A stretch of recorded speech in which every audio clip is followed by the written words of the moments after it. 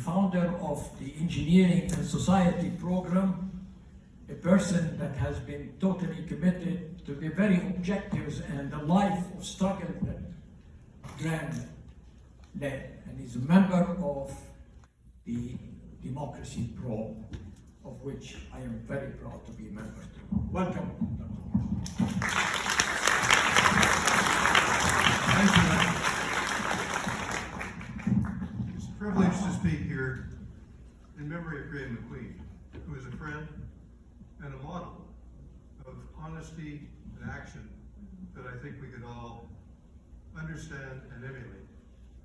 I would like to very briefly speak of one moment when, following Graeme, I was director of the Center for Peace Studies at McMaster. And I took the position as a post-retirement position as something that was more or less a hobby. There were very few people involved in peace studies at the time.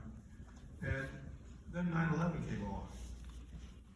And suddenly we realized what was happening, how much was truth, how much was not.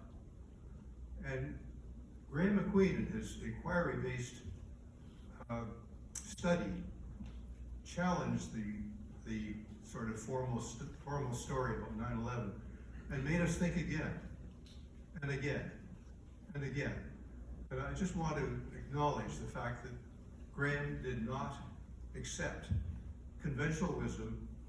He challenged and thought through every issue in great depth, and he arrived many times at truth when truth was not easy to be found. So I just want to acknowledge that, and my 3 minutes are up.